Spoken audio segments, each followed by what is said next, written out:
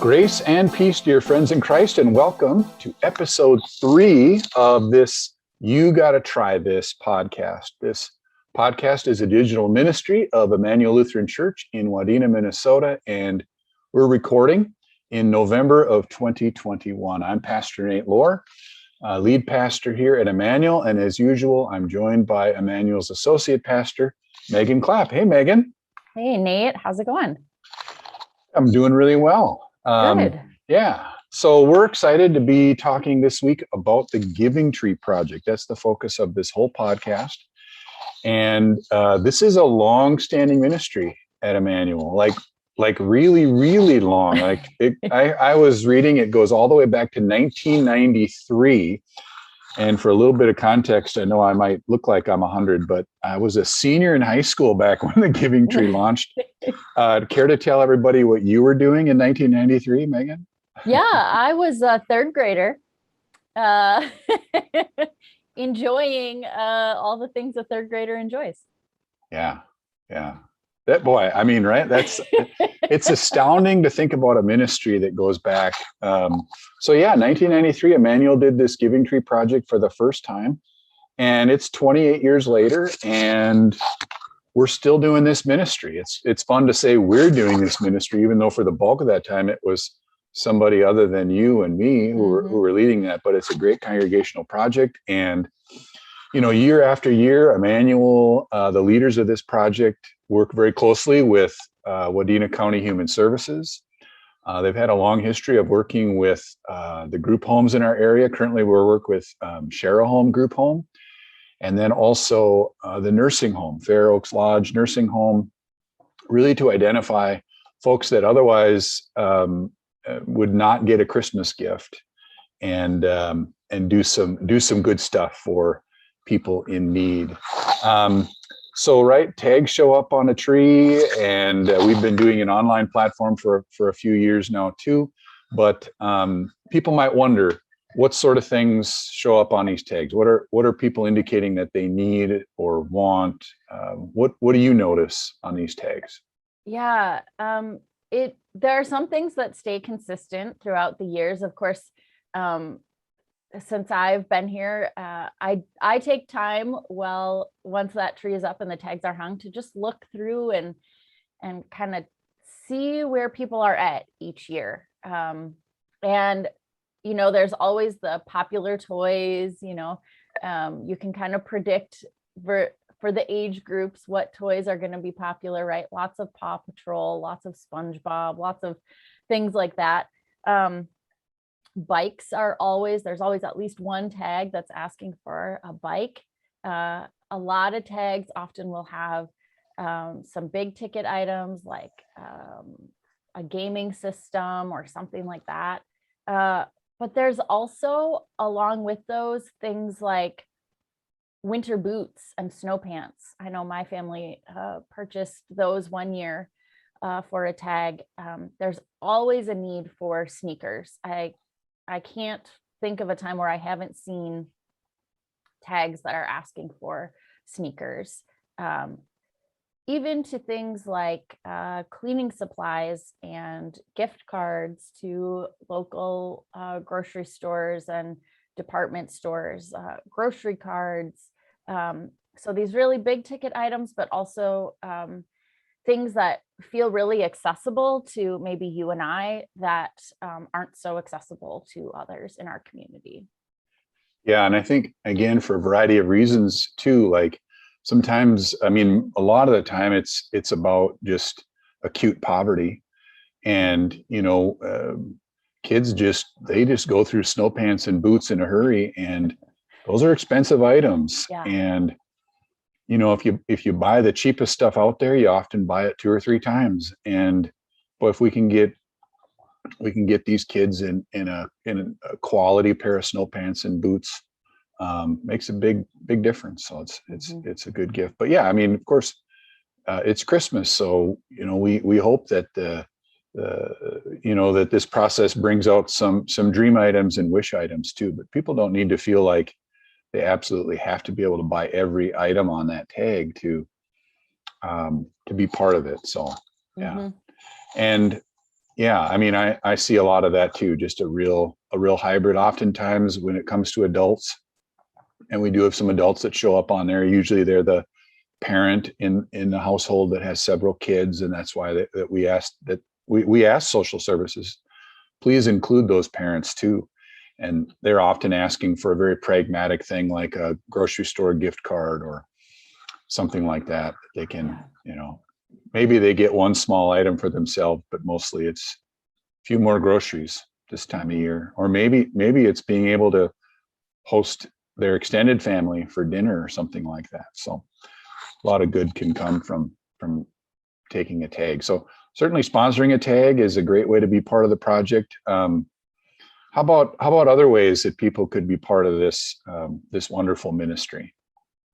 Yeah, so you can, of course, like you just said, do some shopping, add it to your other Christmas shopping list.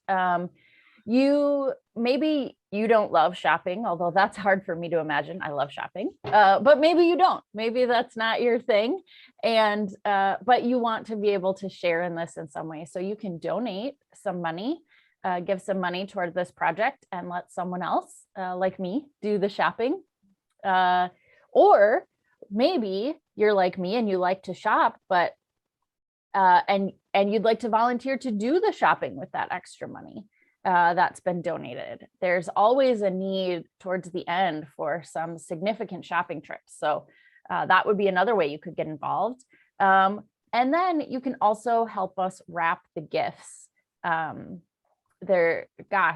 If you look at all those tags, and if you come into the building and see the tags on the tree, and then think that we have a collection of tags available electronically on our website, that adds up to a lot of gifts that we get to share with our community. And so wrapping is a big piece of this project. Yeah, and the wrapping is my favorite thing. I'm not particularly good at shopping, and I always feel inadequate in that category, but it's a lot of fun to wrap. And just walking into that room and seeing those tables full of gifts. And if you've never been part of, I guess what I would call a collaborative generosity style of project, it is overwhelming. It's an unbelievably awesome experience. You have a small part of a really big project. I think we typically put somewhere around 125 plus tags on that tree.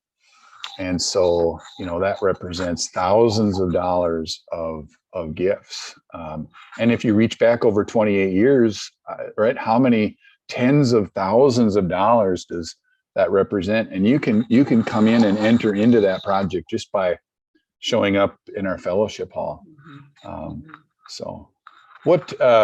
So I tipped my hand already. I said my favorite part of the Giving Tree Project is wrapping. What's your favorite way to connect?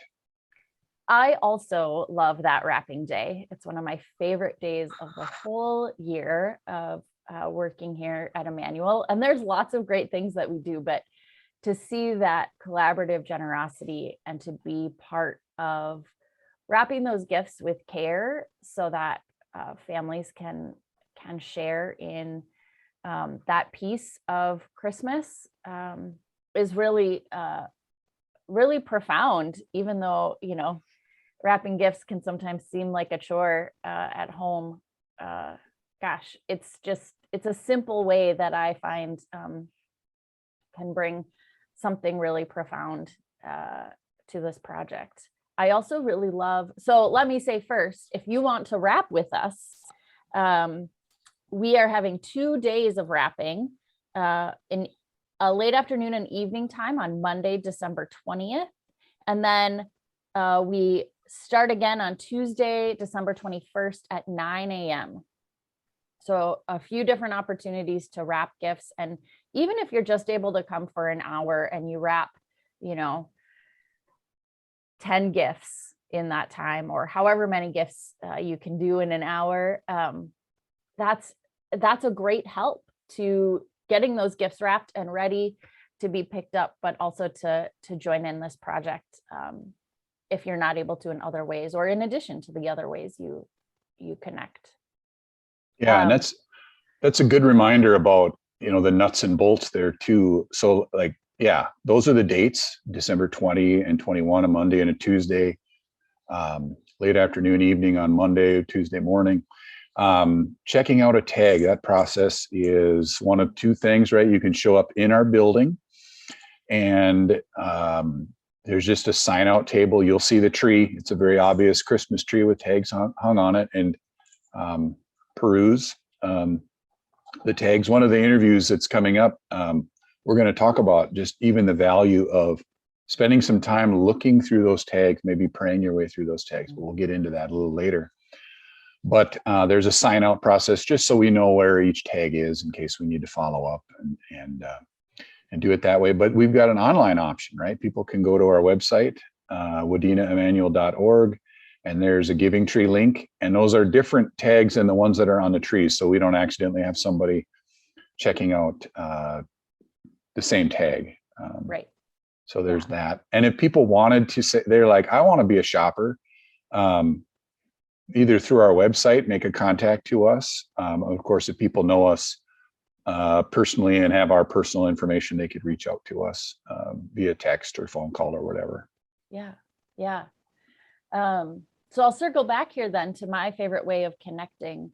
So lucky me, I'm in the building when the tree goes up, but I try to wait till that first Sunday morning in between services.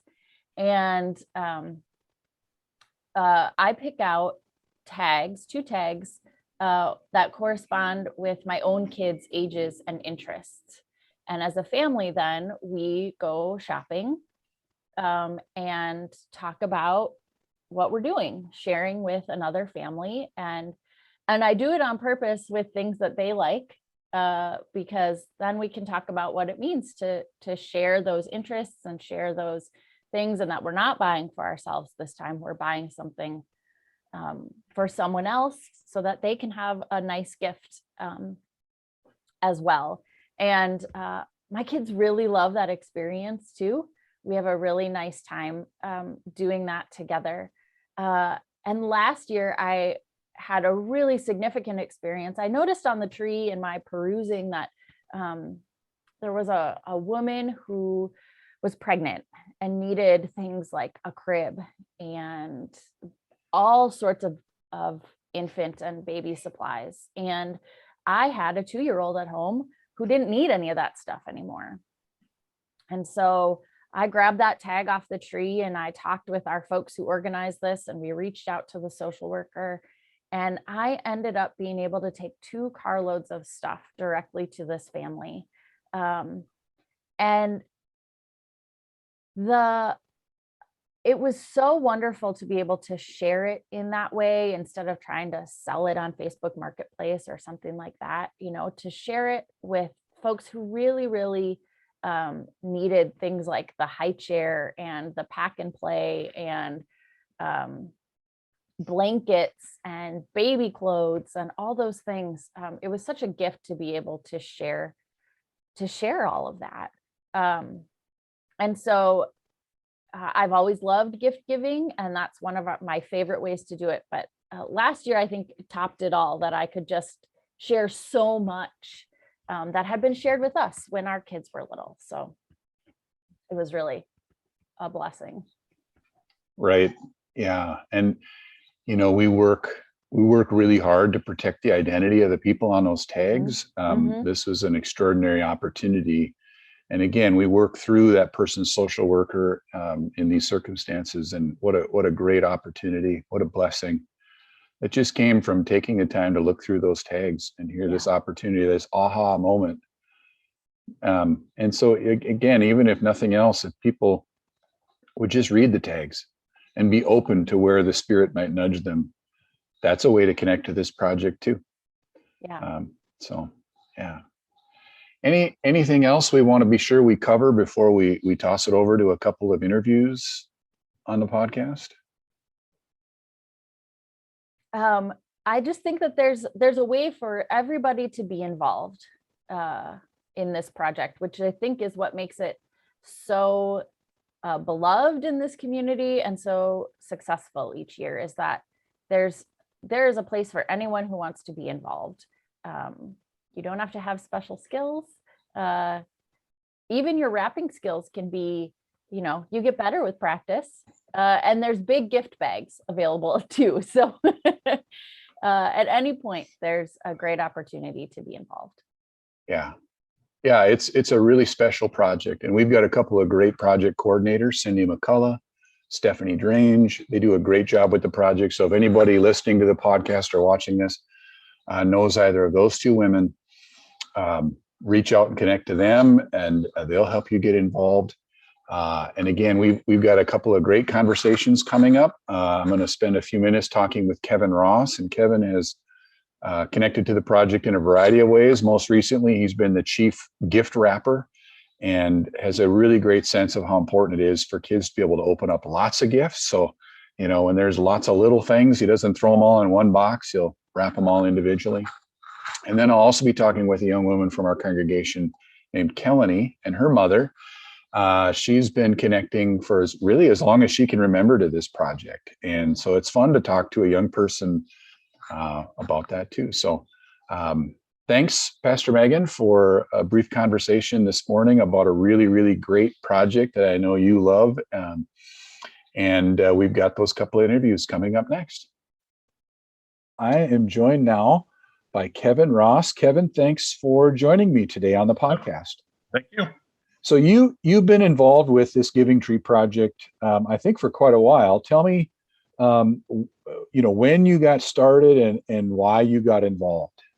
I think we were looking back, and I think it was about when Gabby was 4, so about 18 years now. And it all started with the Giving Tree, and we just thought we had not seen that before. And so, as the kids, we tried to get age appropriate tags for our kids, how old they were, and that just kind of kept going. Yeah, I hear that from several people that they liked finding tags either with somebody their own age or with the age of their kids, and it was a good way to connect to the project. So, right. Yeah. So how has that evolved, and how has that involvement changed over the years? So we still do the tags, and I've pretty much been a kid at heart for a long time. I like to wrap presents, and I think it was second or third year we were here, Sarah said, "Well, hey, they're wrapping gifts." So that's kind of when I started, and it's kind of taken off since then. I think I missed 1 year. I wasn't feeling good. Other than that, I'm there every time. It's just fun. If memory serves, I remember there have been different times we put out a sign-up sheet. You're always the first name on the list when we have a sign-up sheet for wrapping. I know it's been a big deal. I like to do it. So you mentioned a kid at heart, liking to wrap gifts. Is the wrapping at this point maybe what you enjoy the most about the project, or are there other things that you just really love? No, I think the whole concept of, from the Giving Tree to the pulling the tags to the shopping to the, and then the wrapping is just kind of a culmination of the whole event itself. And it's just, I like to see other people's generosity. I like to, if they're young kids, I like to wrap up 6, 7 gifts and, type of deal. And it's all about the whole giving, the whole Giving Tree, the whole concept of what it is. And then I thoroughly enjoy wrapping gifts. Yeah, that makes sense, right? I mean, that's kind of like the icing on the cake. You get to see all of those gifts that represents all that generosity, and then just all the good stuff that folks are going to receive. And especially you think about kids, and being able to open 6 or 7 of those gifts that have been individually and carefully wrapped, and what a fun time. Right. Last year was a challenging year with COVID-19. Tell our listeners what your role was last year. Well, it was wrapping. So I was contacted. Steph and Cindy had said we have to do it differently, and I think they were in the fellowship room. And would you wrap? So I said sure. And so every day I would come, and Sarah would help, and Philip would help every once in a while. Every day I would come, and they would have every one of the tags put out in piles. And so my job that day was to wrap until I was done, and pretty much did it the whole week is what it ended up. And that was, it was strange. It was, it's quiet in there, and it's not, I think we did have music one day, but it's not like in the, with everybody there rapping, and the fellowship going on, but it had to be done, and that's what we did. So I rapped a lot. Yeah. And we're certainly looking forward to reclaiming the fun and the fellowship aspect of the project this year. And sounds like they've got a couple of wrapping events planned, an evening event and a morning event. So should be able to get lots of people involved, and that'll be good. So if somebody is thinking about getting involved in the Giving Tree, or maybe getting more involved, what are some things you would want them to know? I just think that start with the tree. That's kind of where it all starts, and it's fun to. Even now, we'll still take our tags, and all of us kind of like to shop for that 4, 5, 6-year-old. So we'll grab those, even though Philip's 17 or whatever. We kind of grab our tags.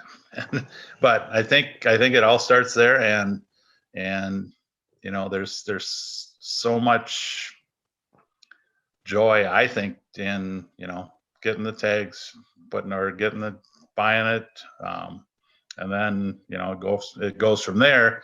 If you have even an hour on the wrapping events is a help, and it's just makes your heart feel good. Yeah, I've been hearing that theme too. Like, give what you can, do what you can.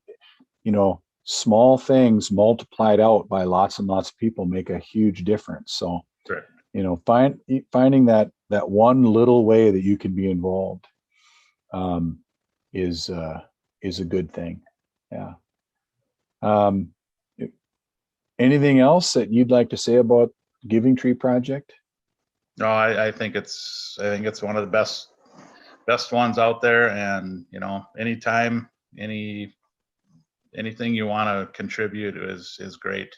Like I said, it doesn't take a lot out of your day, and I think it makes a huge difference in a lot of kids' lives, and adults too. There's adult tags also. So, right, yeah. There's a lot of ways to connect, a lot of ways to help, and every little bit goes a long way. And you get to be part of this huge, amazing, awe-inspiring project. So, yeah, it's great. Right. Well, thanks so much for joining me today, Kevin. I really appreciate it. All right, thank you. Okay, for our final segment today, I'm joined now by Kelanie Oldakowsi and her mom, Ann. Ann and Kelanie, thanks for being on the podcast today. Yeah. So why don't we just start? Why don't you tell our podcast listeners, how have you been involved with the Giving Tree Project in the past? I guess it's probably been several years. I asked the girls, like, do you remember how long? And they don't remember when they were really little participating in it much, but I remember before they were born, picking out gifts for people who were my age, like a mom, needing something.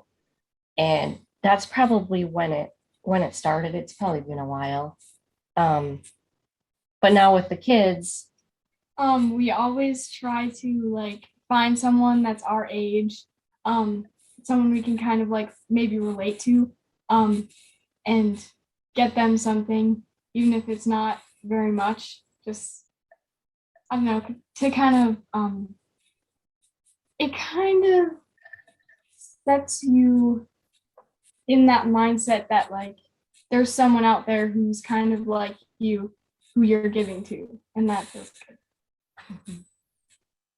Yeah, and what a wonderful gift that would be for the recipient too, to think, yeah, boy, they, if they knew that there was somebody their age who could identify with them, and I think that's one of the gifts that young people can bring to this project, that they know what it is to be a teenager, and yeah, this is what they would probably like. So how about, like, Kelanie, what's one of your earliest memories of shopping for the Giving Tree?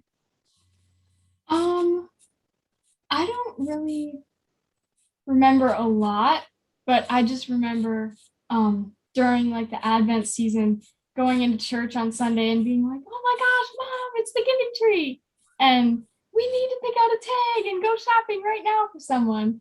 And I don't know, I just always, it was like a part of the fun of the Advent and Christmas season, like getting to buy something for someone else who you didn't even know, which,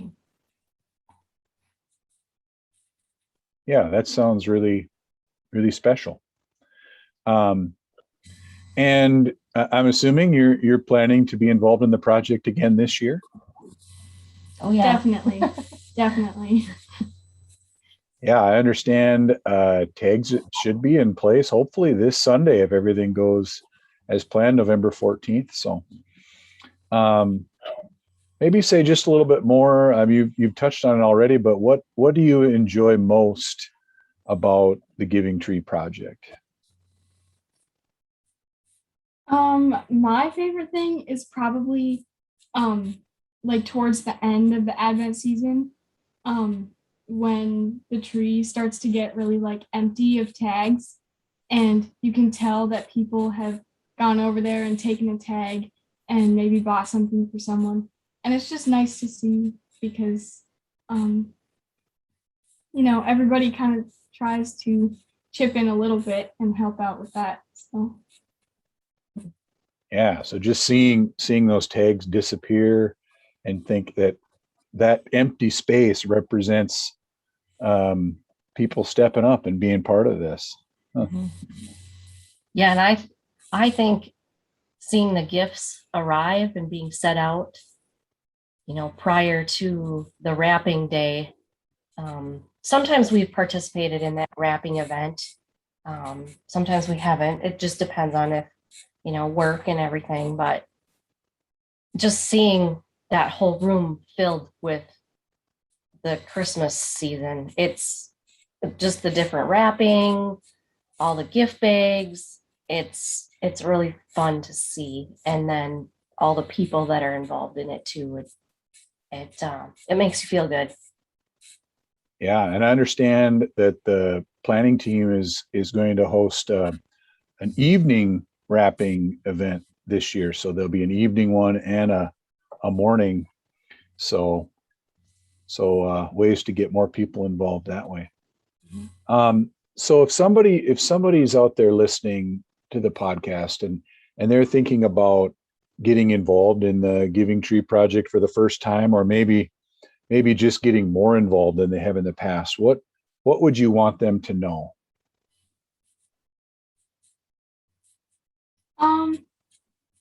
I think it's really simple to do it.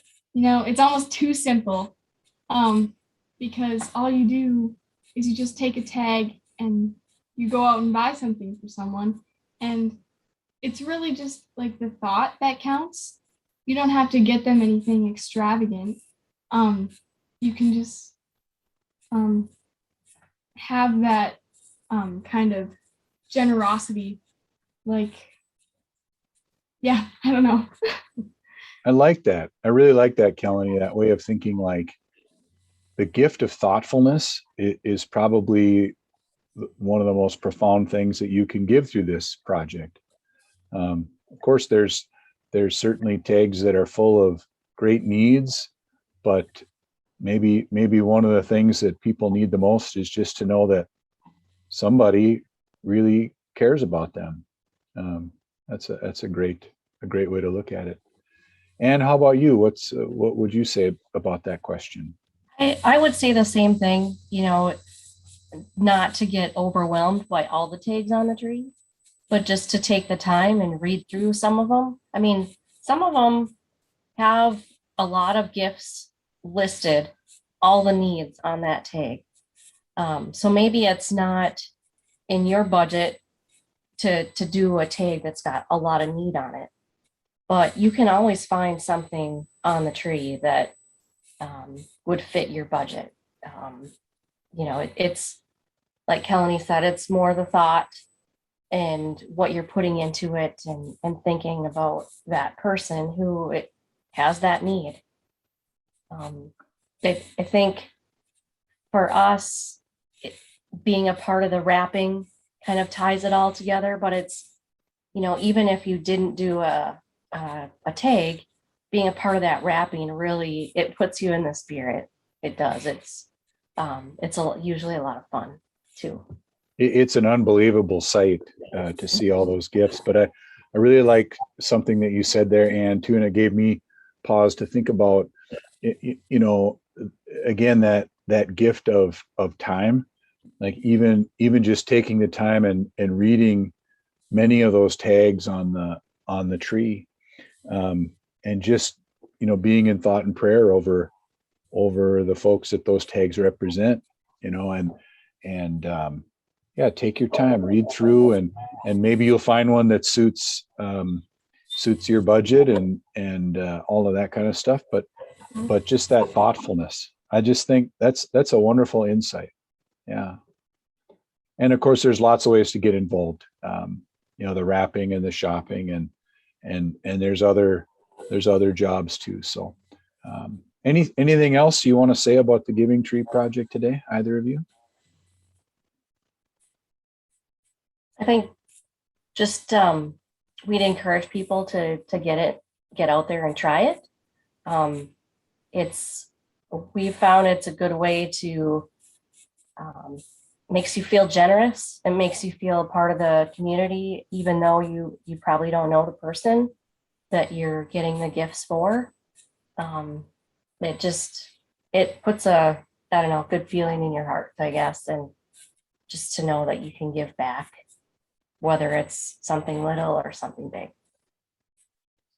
I like that. Well, thanks again, both of you, Kelanie and Ann. Thanks for joining me today. Sure. Yeah. Really appreciate it. And thank you, listeners, for joining us for this podcast episode. We hope you find a way to get involved in Immanuel's Giving Tree Project this year. Visit wadenaimmanuel.org for more information about the project and how to connect with Immanuel in other ways. We hope to catch you on our next episode, when we'll visit about forming faith in our households at bedtime. In the meantime, God bless you, my friends.